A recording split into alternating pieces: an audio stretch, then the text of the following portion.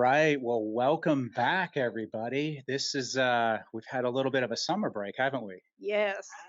Really excited What to a be summer back. it's been. A lot of summer. So I gotta ask, what's different?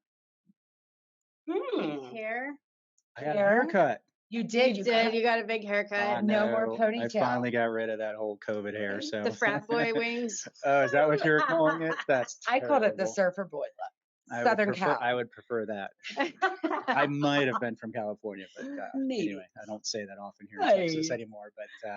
But yeah, really excited to be back here. Our 7th episode, Over the Hill, you said, right? That's right. We're over the hill. Arr. Yeah, the road home, understanding the path to and from homelessness. So we've come a long way, but got a really exciting episode to talk about today, and just great to be back with you guys, and look forward to really great conversation. So Yeah. Brian Hurd with Thrive Mortgage. As always, we've got Natalie Roberts with Social Strategies, and Melissa Nice Warner Daly with Homemade Austin. So great group here. Melissa, I will let you, as always, do the honors and introduce our guests and what the heck we're going to be talking about today. All right. Well, welcome back, Dream Team. Good to be with you. Dream High Team. five. Right back. It's awkward high five. We'll work on that. Yeah. But today we are talking about financial distress and how that is a cause of homelessness. And we have two very, very exciting people with us today. Exciting is the word. And Nefertitti Jackmon, she has quite the title. So brace yourself. Here we go. Community Displacement Prevention Officer for the City of Austin. Say that 5 I times. know. Right? That's all you got. And then Eva Rios, I rolled that R. I hope did. you're proud of that. Good job. Who is the Deputy Executive Director for Capital Idea. And we would love to hear from you just a little bit more about yourselves and how you ended up in the positions you're in and what those roles mean to both you and the community. Eva, we'll start with you. Okay, yeah, thank you for the invitation and having me here. Again, I'm Eva Rios Giveno, and I've been here in Austin going on 25 years. Before that, I was living in Laredo, where I'm from, and I was working in more with the high school kids and identifying that it was very difficult for them to be successful in school, and the kind of support they had from their families was not there. And it kind of took me to where parents were working 2, 3 jobs to be able to make ends meet. So kind of fast forward, I get married, moved to Austin, and I heard about Capital Idea. And then I heard about, they're about training the adult and being able to have an impact in the community and the family. And I was like, this is what I've been looking for. So that's how I ended up doing this kind of work. And I've been here in Capital Idea for about 23 years. Excellent. Thank you also for having me this morning. It is a long name, but I think it really highlights the importance of the work that I do. My name is Nefertitti Jackmon. The focus is on community, though, keeping communities intact and in place and preventing that from happening. But I came to Austin in 2017. I'm originally from California. I rarely say that. I know the danger in stating that in Austin. Yeah, you've learned as well as But I have. yeah, I Nothing moved but love. in 1995, but my roots are in Texas. My family is from Palestine, Texas. My grandparents, my great grandparents, my great great grandparents, which had met many years ago. So I have a long history and roots in East Texas. But I came to Austin in 2017 to take a dream job and opportunity with Six Square, Austin's Black Cultural District, as the executive director. And I had worked in the nonprofit industry for more than 20 years. And the work was around celebrating and preserving the legacy of the African American community that had once thrived in Central East Austin. And it was there that I started looking around, seeing how the community had changed, hearing and learning, and seeing the change happen right before my eyes. In a matter of years, you would see new structures be going up, new businesses moving in, families leaving, and it really got me thinking about what are some of the root causes. Like, why, as a nonprofit organization, you're often trying to solve, or usually they're trying to solve a problem. And so then I got really started talking about gentrification, displacement. I served on the mayor's task force for not the mayor's, but the city of Austin's task force on anti displacement, appointed by Mayor Adler. And then that blossomed into other work representing the city of Austin with Policy Link on a group that they had a national convening around displacement, and it just continued from there. And but it really ties into my work, my previous work, where to me community, and communities being whole and in place, it's the housing, it's the cultural assets, it's everything that makes a community vibrant and whole. And so that's what led me to my current work today. That's wonderful. Thank you for sharing your stories. And something we hear, the word that we hear a lot in our line of work is dignified. So you've got dignified housing and dignified wages. And in both of your worlds, what does dignified mean to you in terms of wages and housing?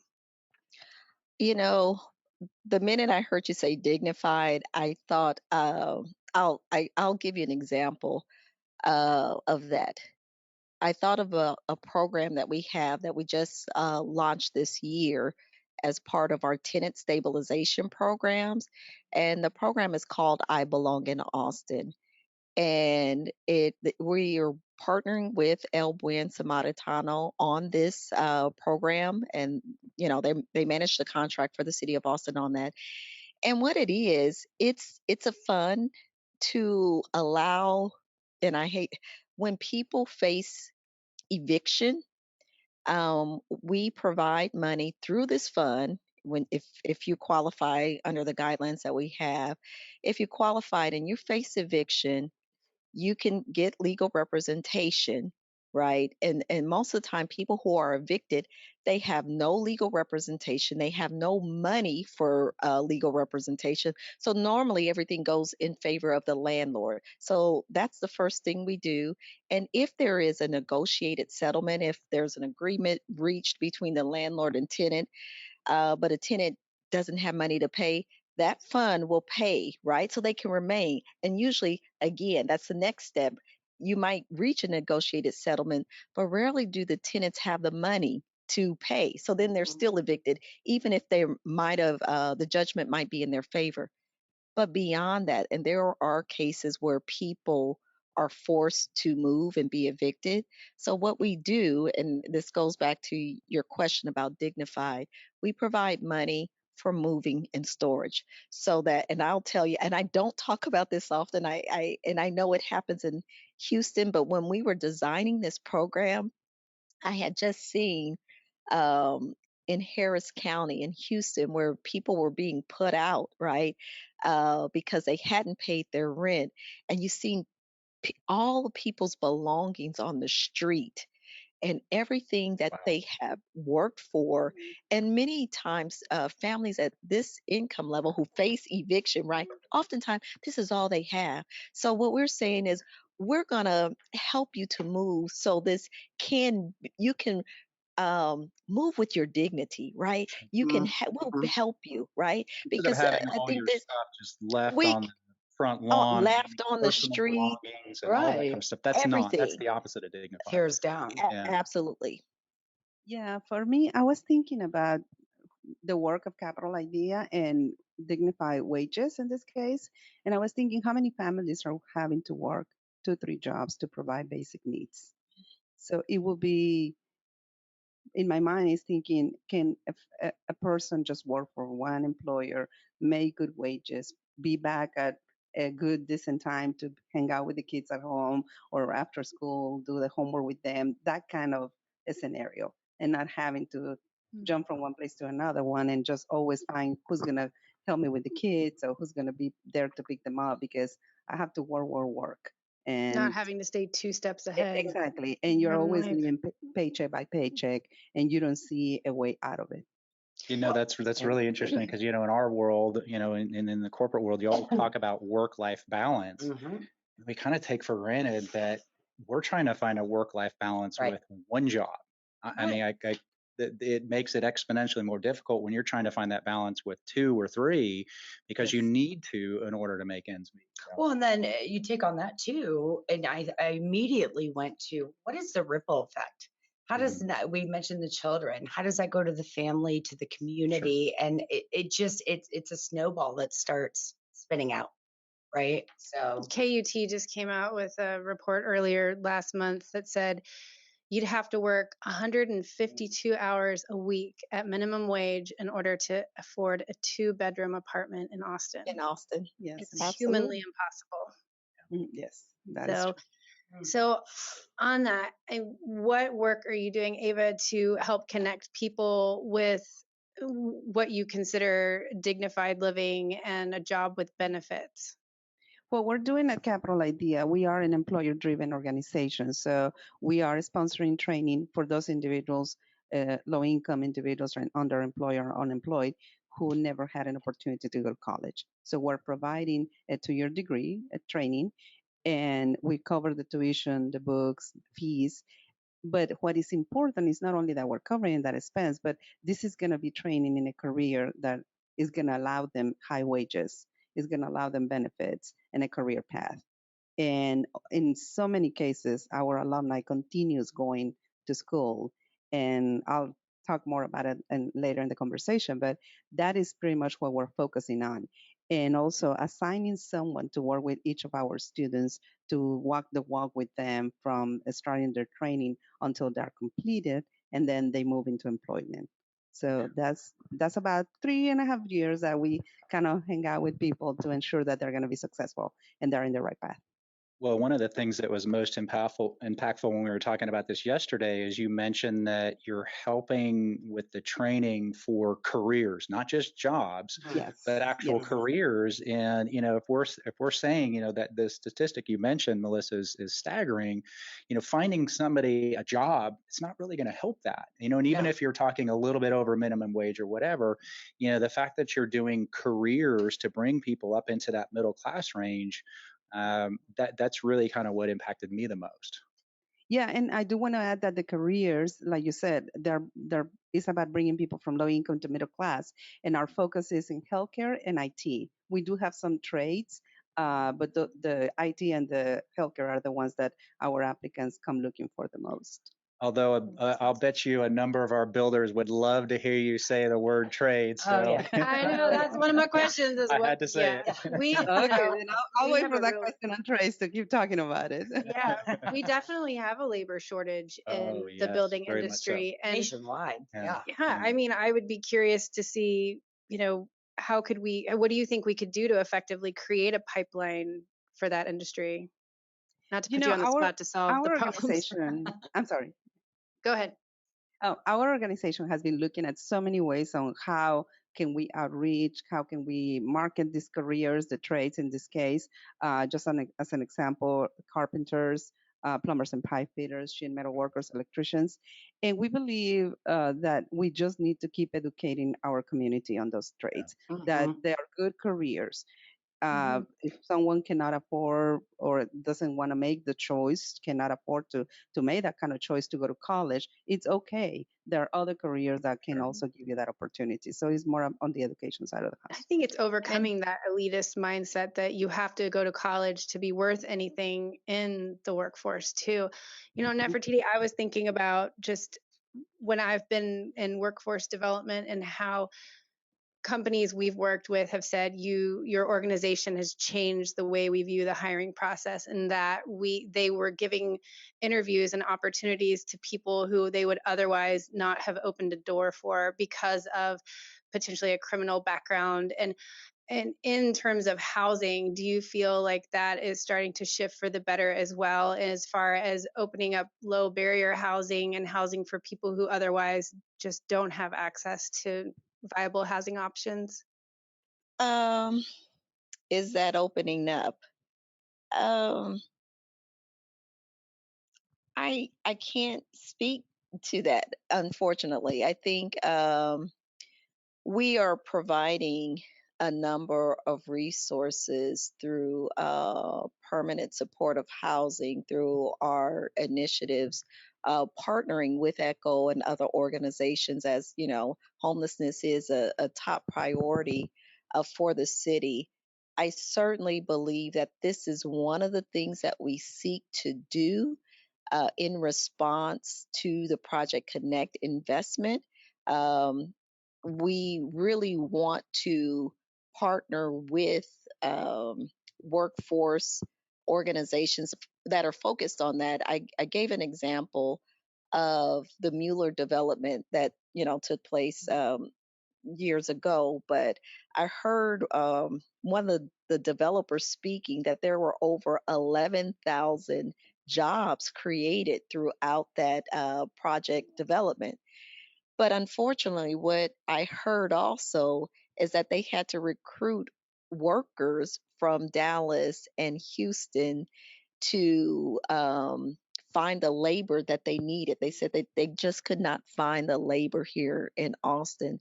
So, what's been a priority for me is really working with our economic development department, because the housing department, that's not our focus.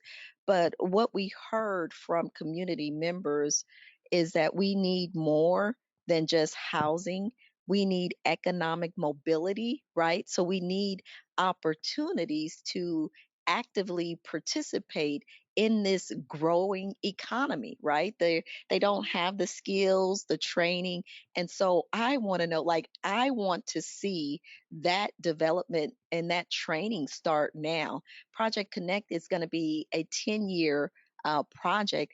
And then we also heard, I'll give you an example, and I'm telling on myself, I'll just say, or our department. Um, One night I introduced some new staff members who had come on board and joined me, and it was in a community group setting. And one of the things they said is, why weren't we selected for many of these jobs? And both of the people from out of town, one, I had nothing to do with the selection of that person, but we have to find a way, even within our department, to provide opportunities for local residents to gain the skills and the training so that there is a pathway into the housing and planning department. And if I can just throw this in also, I know we've had Americorps Vistas with us, and I think this is a great program, but I think we need to rethink the program, and I'll say why. I had two Americorps Vista members who worked in our department and worked directly with me. They both quit. They were local, but they both quit. And I'm not knocking the program, but we have to understand, who are we trying to serve. Um, Participants receive $1,000 a month, $1,000 a month for 40 hours of work per week. Most people, the only way you can participate in a program like that is if you're privileged. It doesn't help.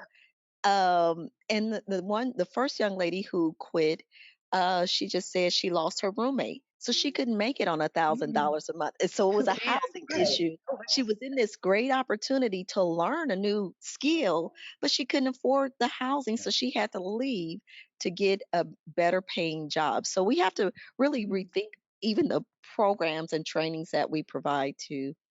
Well, and something we also talked about was the fact that people are making sometimes more on unemployment than they are in their own jobs. And that doesn't mean that people are getting rich on unemployment. It means that that is how little they're making in their day jobs. Right. And There's a misconception about I that. know, I'm inspired by local companies like P. Terry's that are taking a step and saying, we're going to pay people $15 an hour.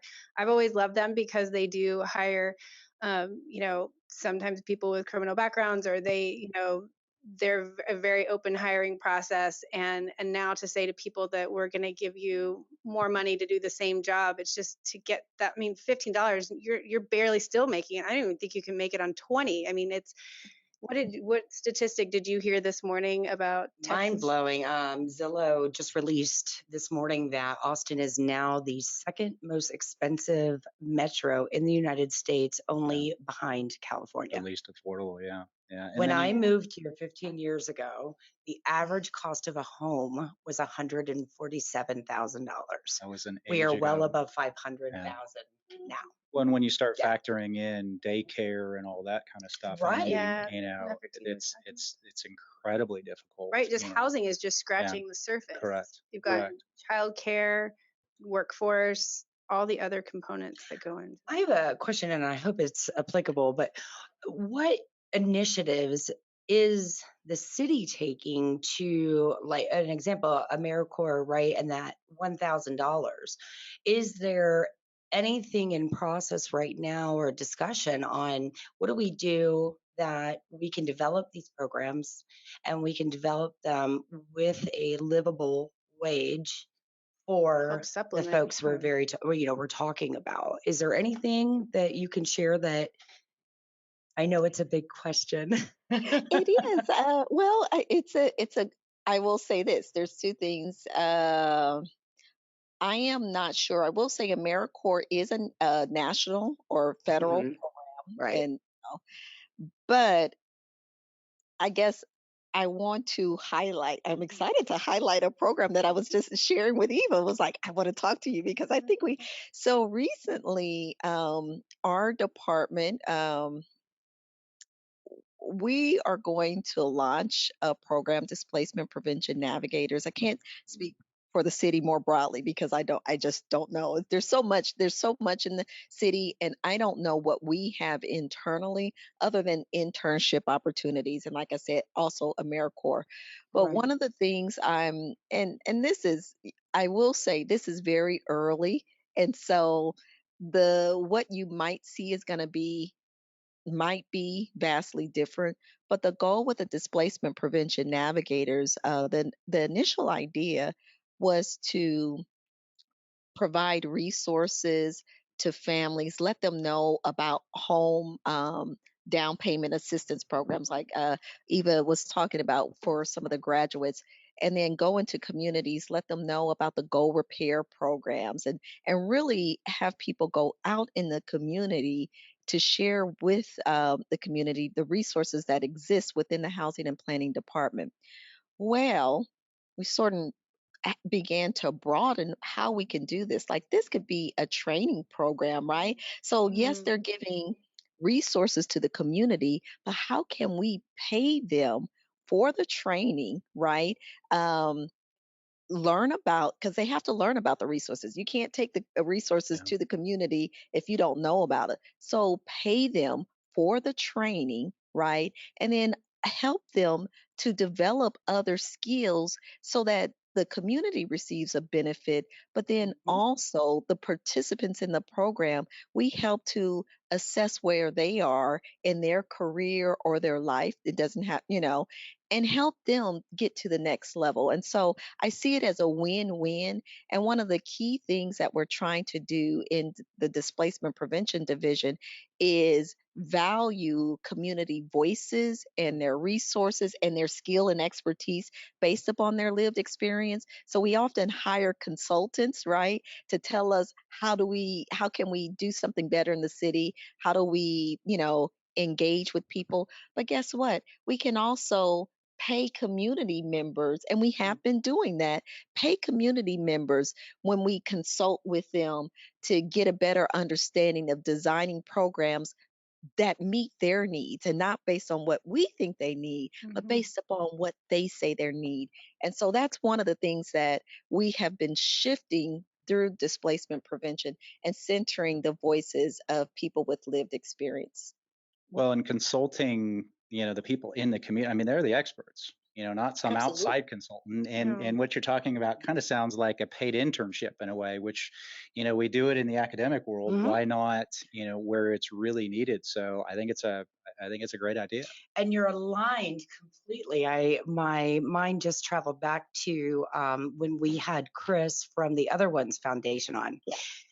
They, have combined efforts with the city, and talk about a staggering number. You have a homeless population that's being lifted, and not only Right. being lifted, they're then being employed by the city to pick up trash, right? It's something that, Right. and they've now managed. I think they're over 700 $100,000 in dignified wages Mhm. and something over, and I don't quote me on this, I want to say it was like over £1 million in Mm. trash. Wow. So what I hear, I think Yeah. everyone is kind of that same connection and collaboration that incorporates not only what the issue is that we're addressing and we're highlighting and we're trying to resolve, but it's also bringing in everyone because not Yeah. just the city of It's Austin a can do it. community issue. Yeah, Right. I Absolutely. think that's been a recurring theme is that Yes. collaboration is the only way we are going to get through any of these challenges With because community.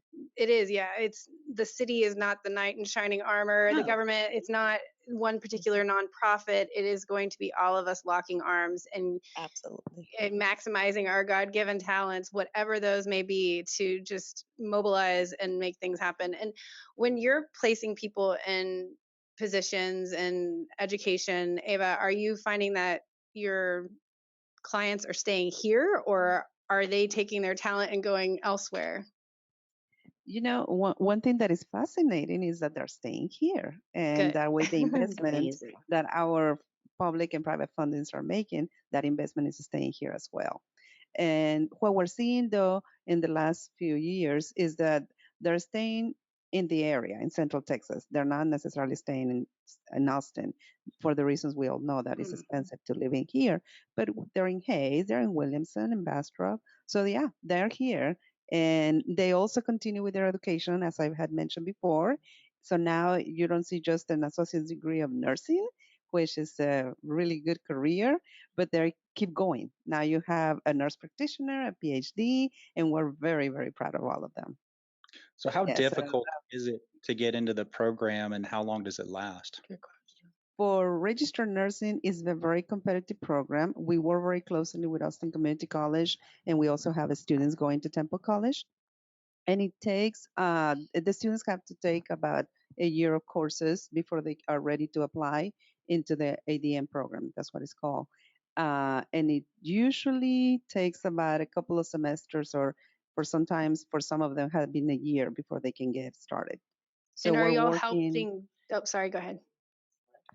I was going to add that we continuously work with the college on making sure that everybody gets accepted as they are able to apply within this. Like if they apply in this fall semester, can they get in the next semester that they're like a spring or the next fall?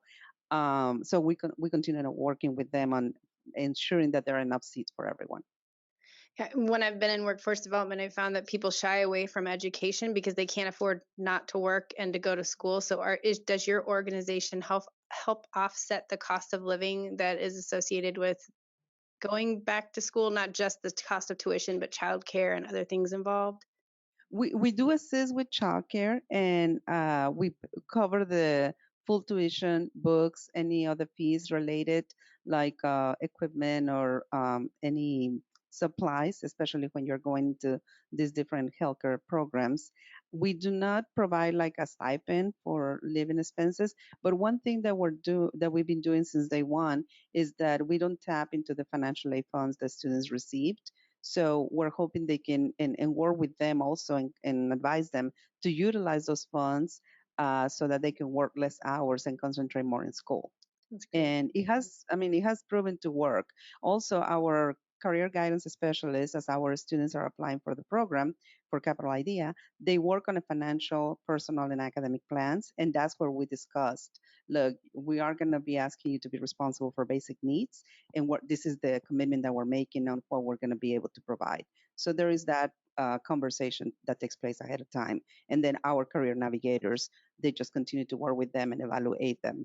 Now, and evaluate the sense that if there are any emergency needs, like I cannot pay my light bill or my rent, or I'm getting behind because I couldn't work that many hours, or my husband lost his job, things like that, life happens, we are there to support them in that way. Wonderful. Yeah, Thank so you. our goal is to be able to support them and to eliminate any barriers that will cause them to drop from school once they are already in a path. And we've been doing this for 23 years, so we have 1,900 graduates, so completers. So I think we're doing well. Fantastic.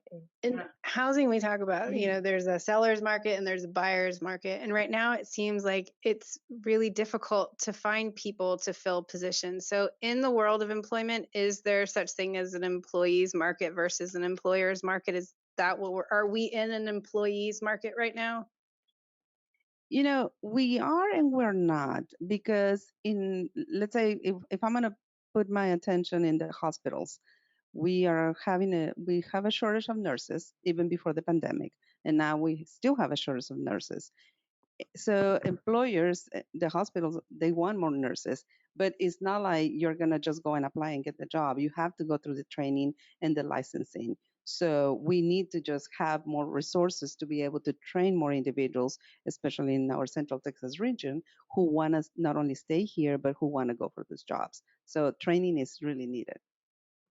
And I think also, if I can just add, it also depends on what type of jobs that you're looking for, right? Correct. And so that's the challenge. And the other young lady, I will say, she left to join Tesla. Like I said, I had two, so we couldn't compete with Tesla in terms of what we were offering her. But yeah, some people are saying that, but I think certainly employees have a few more choices. They're demanding more. I think especially younger generations, they don't want to work the same way their parents worked. And Very they true. will go without certain things rather than being in jobs where and this is neither good nor bad. I think it's just a different value that they have in terms of what they're going to put up with and the wages that and to me it's unfortunate the wages that people in the restaurant industry have had for so many years. They will find other ways to generate income and survive, if you will. And many of them are choosing to remain with their parents longer, Mm-hmm. whether that's good or bad. It's just the reality. And so they have some choices, and they're not accepting anything the way that we felt like, okay, you got to leave the home, you take I remember my first job was like, I don't know, 475, I think, or maybe nine to I seven think mine something. But it was was, even less but than that. Yeah, they Mine want was, more and they're demanding more. And what I yeah, will add also to that is that we need to look at what is the job and what is a career. Yeah. And exactly. there's a big difference. And a lot of those that you were talking about, and also the people that some of the individuals that we're working with, they do want a career. They know they are going to need a career, so they don't have to go back and work 2, 3 jobs. Well, and it's in keeping in mind how there is a massive evolution of expectations within the work culture. A couple examples. Hootsuite last month gave all employees worldwide an entire week off to recover from the pandemic. Right? I Can we love get it. Yes, you I guys? love it. But then that's playing off Trailblazers. of the statistics. So in the month of June, 3 million Americans quit their jobs. In the month of May, it was higher. Those are 2 consecutive months that it's, I think the stats are there for millennials, and yeah, they're staying home. I think it's brilliant and smart that, they're not coming out in debt and putting themselves in further debt. But when we look at the collective as a whole, it's changing, And I think right? there has been an yeah, awakening over the last year that agreed. people wake up Yeah. and they think, this isn't what I There's want to be doing with my life. right Right. to a career or to a standard of living, and what the expectation is for that. Yeah. Yeah, no, you're right. So I'm going to change directions just a little bit. So since we're talking about financial distress, one of the things that I've seen as a consistent problem is lack of financial literacy, lack of financial education. And obviously we talk about wages and how important that is, but it's also important to educate on, how much things cost, and the absolute trouble you can get into by excessive debt, that sort of thing. Teaching people what a mortgage is and all of that kind of stuff. And I don't, unless something's changed and I just haven't heard anything, this stuff is never taught. It's just not taught I have a 6th grader. in It's still school at not any taught. level. And, I'd be curious to know, Do any of your programs touch on that, or do you see that as a big need with your clients? Oh, Because we're training individuals who don't have the means yet to go buy a home, Sure, we haven't seen the need as there are students, applicants sure. and students. Once they graduate, we have an alumni organization.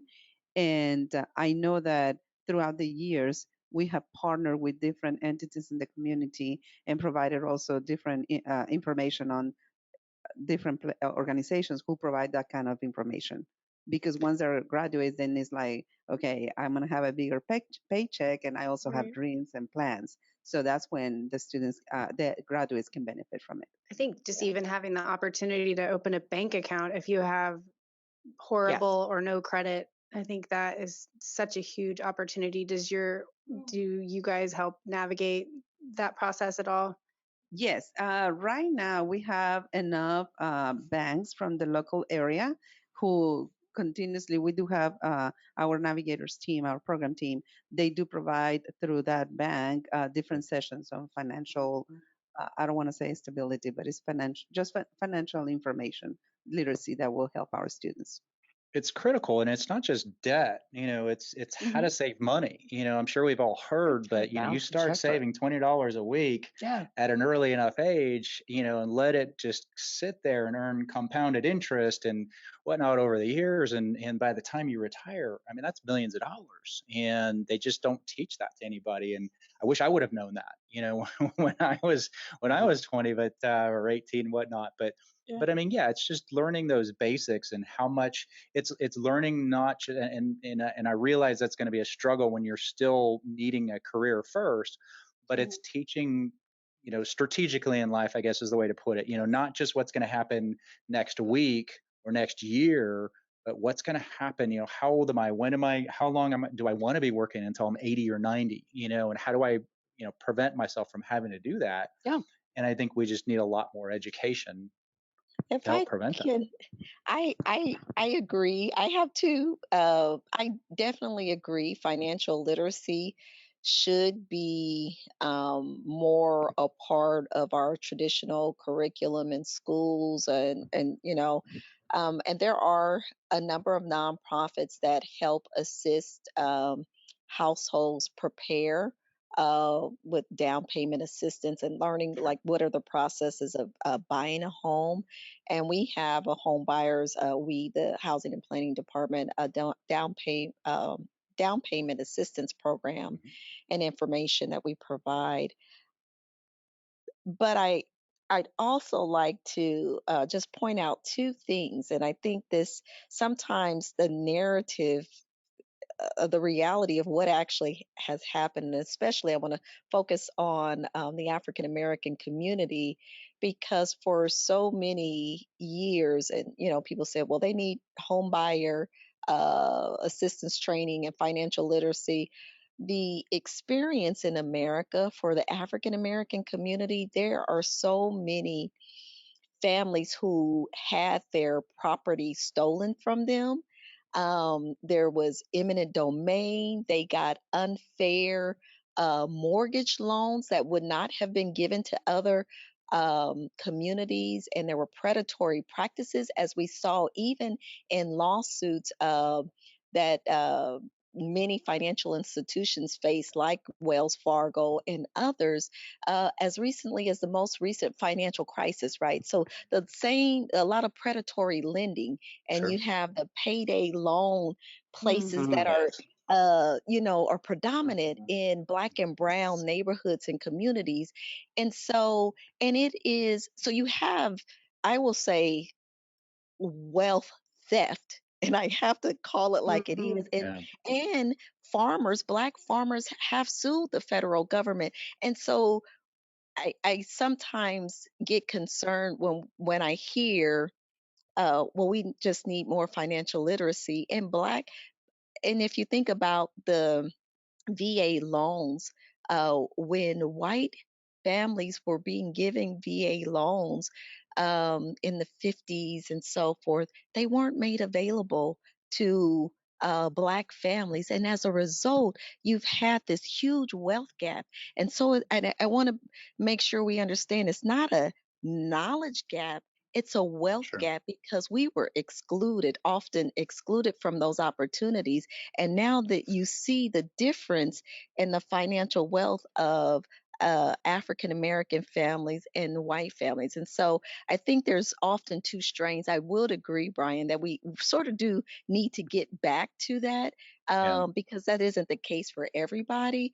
And I think we do need to begin and focus on that. But I always want to make sure we tell a true narrative because it's not all the same. Absolutely. Yeah. Yeah, And, yeah. and absolutely. And that's why we're here, is to learn. So, I appreciate you sharing that point of view. Absolutely. Yeah, very valid too. Well, and when you look at, you know, like you brought it back to the 40s and 50s, right? Where did it start? Where do we go? And right, it's homelessness as well. Where do we start? Where do we go? And it's by having these discussions and the openness and the willingness, I think, to receive an outside view based in a narrative of truth Because that you're absolutely allows right. that to start to happen. And that's one of our main goals, I know, coming into the show. So to be privileged to hear that, I appreciate it. Yeah, Absolutely, we and it's don't just know. not things that we think about on a daily No, basis. I mean, we no. know what we've seen, or it may be limited to what's happened in the last week or month or year or whatever. But in the financial world, being in the mortgage world, I don't think about Mm, what was or was not made available. I think about, we think about it now, and you go, well, wait a minute, you wouldn't think of mm, treating a client that way, right. regardless. Well, and You Austin know, has a long history of racism and likes to think of itself as super progressive. But, you look at cities like Houston that are minority majority cities, and that's where, the progressive thinking is coming from. And I hope that, you know, I was on a panel just recently for Urban Land Institute, and they were asking which cities should we look to for inspiration for inclusive housing and all types of things. And I said, you don't really have to look at another city or another government. You can look right here in the nonprofit sector. I might be biased because that's where that's where I work and it's where I live, but there are so many things happening on the ground. There are experts just like yourself who have firsthand knowledge of the struggle that people encounter on a daily basis to get them from that surviving to thriving point in their lives and what barriers need to be removed. I mean, we've seen every single conversation we've had with guests has fed so perfectly into the next. Our next discussion will be about discrimination. Mhm. And I mean, God, we talked, you could have 100 guests on that show and still just barely scratch the surface. But Right. I mean, redlining is a huge issue. Gentrification is a huge issue for housing. And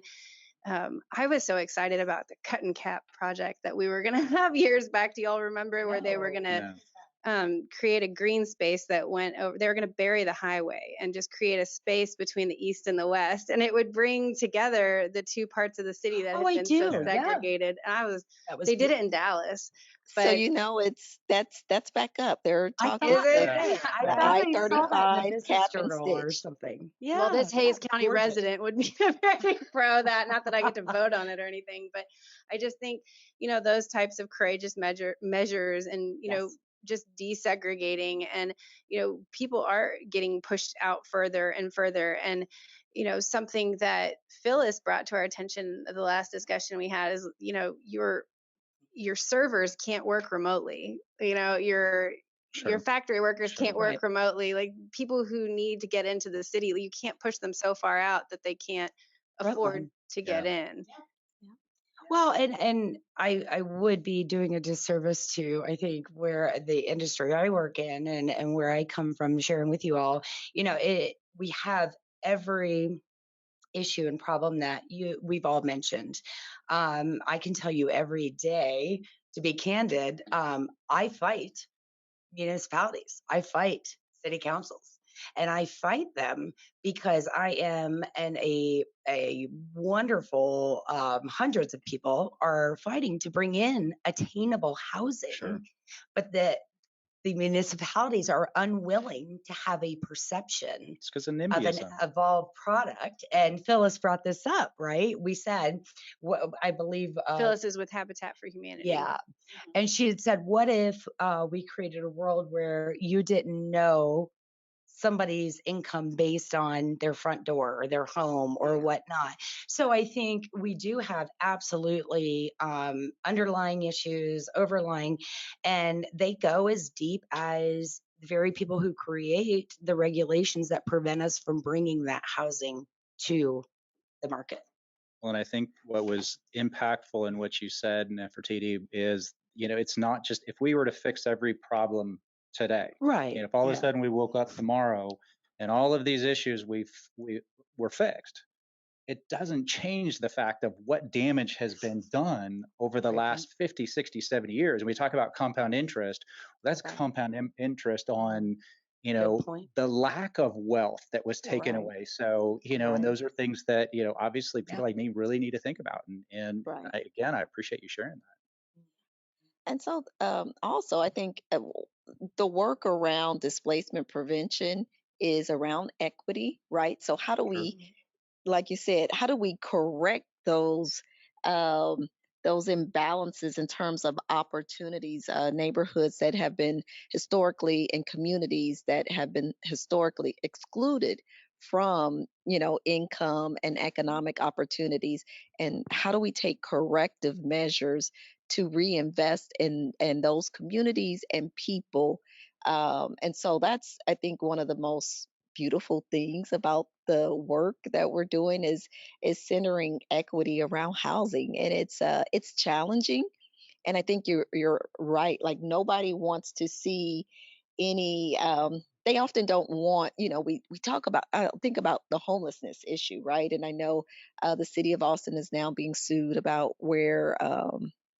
A hotel that they want to put in Williamson County, and I'm not saying that's right or wrong. I don't want to get into that, but nobody wants that in their neighborhood. Nobody. But we act like we don't want to see the homeless people on the streets. But then all the communities are fighting against having these hotels in their community. So what we want the problem to go away, but we don't want the people to be near us, and that's problematic. And think so there's some Mhm. things that we have to deal with as a city, and I think that's people of every color. What does that mean, and why don't we want those people in our communities? And I think it's a huge lack of understanding, Right. and I think that's what we have to do. And I think, again, kind of going back to the point of this podcast is learning, Yeah. because, when I started this whole thing, I didn't know anything about it. All I knew is there was a homeless problem. And I've heard all the NIMBYism, that you and I fight all the time trying Mhm. to create affordable housing. Right. But, I know for me, the more I learn through just doing this podcast, the more I realize the different ways that I can help, but also that I can try to rally the troops, so to speak, and get the community at large to say, hey, you know what? We all realize there's a problem, whether it's in my backyard or yours. Let's do something about it. Let's actually do something about it instead of just complaining. So, And uh, when you're saying, Brian, let's do something about it, I wanted to add that Capital ID is not only a workforce development program, but we're also are instilling in our students something that they know when they're applicants, which is a giving back plan. And once they wow, graduate, our alumni and also every single graduate, they know that we want them to continue to be giving back to their community. wow. So they experience homelessness at some point in their life. Some of them, they also had to live in housing, so they are familiar with these issues, and now they're in a place where, because they're in a better situation, they can be a voice to that community, as you were talking, Nefertiti. So just on Tuesday, our alumni coordinator, Susan Baker, was at a meeting with in one of the city's council member meetings, because we had one student advocating also for some of the areas in the community. So that's one thing that we're doing also as part of our work in creating leaders in our community. Well, because who better to talk Yeah. about it than Yeah. somebody Yeah, that's they gone went through through it? some of those challenges. Yes. I mean, it's most of my growth comes from all of the adversity that I've had to go through, and I think that's phenomenal that you have people that have gone through that can see it, because they're going to speak to it more intimately than anybody else can. So, Well, in a sense of the sense that, through the organization and through the community has instilled in them a responsibility back, like you're saying. That good point. is how we begin to fold in the layers, right? I'm Yep, connected, I'm very much so. informed, someone's reached out to me, and I have a responsibility to do this back. So I think one of our Very goals true. is to And get how to do a we change? space. Let's Yeah. flip the lens though, because I feel like I want to think, my hope is that this podcast is a great way to educate ourselves and others and how to make a difference or to even humanize the issues and just that proximity to the problem. But how can we help? How can we give back? Humanize the issue. I think Yeah. that's good. I would say the work that you're doing right now with the podcast is one way to help because you're helping us also get the word out about who we are, what we do, and how can we reach more individuals. That's one wonderful way. I mean, when we connected, I know I was thrilled to hear about this. Yeah, I think so. I think I heard it shared earlier. Is that number one, it's going to take all of us as a city, Yeah. as a community. So it's all of the various sectors. The government is not the knight in shining armor. We know this, right? The Yeah.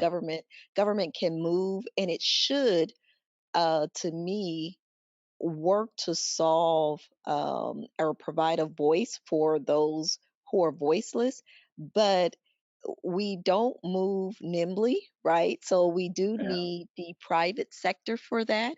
I think we also have to think of new ways of doing business and being innovative. We're known as an innovative city.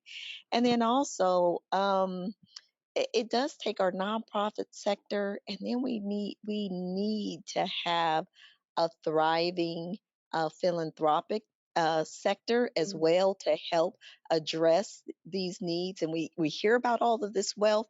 Then how do we turn that wealth into opportunities to solve solutions? And I think, marrying all of those stakeholders, and there are wonderful examples. I saw in New Jersey where it's a public private partnership that is helping people to purchase homes using Section 8 vouchers. So generally Section 8 vouchers are just for renting, but they're providing the training. The nonprofit organization is providing training so people can be prepared to purchase homes, and there's this financial literacy.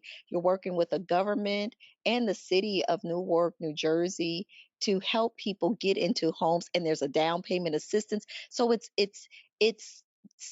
that partnership, and I think that's Yeah. key. And then also centering the voices of people who are most directly impacted, like they True. have solutions, and we think that we know what's best for you.